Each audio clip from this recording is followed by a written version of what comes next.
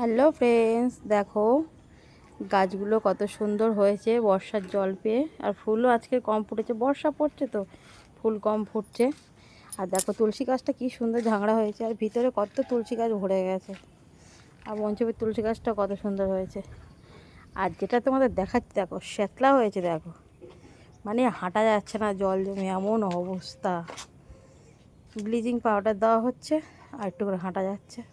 আর এই পাড়ে দেখো এত স্লিপ এত স্লিপ, আর আমাদের দেখো পুরো জামা কাপড়ে ভর্তি।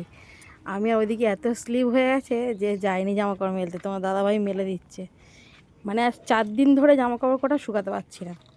কেচেছি, কাচার পরে আর মোটামুটি শুকাতেই পারছি না, মানে এত বৃষ্টি দিচ্ছে।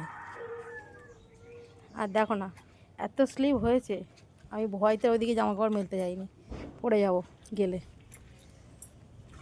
দেখো কি অবস্থা, দেখো তোমাদের কার কার বাড়িতে এরকম ছাদে ছাদলা পড়ে গেছে তো জানিও। যা বৃষ্টি দিচ্ছে, আর জামা কাপড় দেখো পুরো ভাড়া ভর্তি। মানে আমি আর শুকাতে পারছি না 4 দিন ধরে, একটু করে মেলি আর তুলি।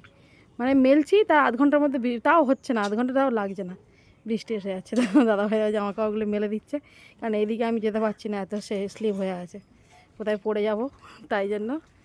আর তোমরা কারা কারা এরকম মানে কি মানে অসুবিধাতে পড়ছো জানিও, কারা কারা এরকম জামা কাপড় মেলছো আর তুলছো। এই সকালের টাইমটা একটু রোদ দিচ্ছে, আবার এই 10টার আগে বৃষ্টি এসে যাবে, মোটামুটি ছুটে এসে ফের তুলতে হবে।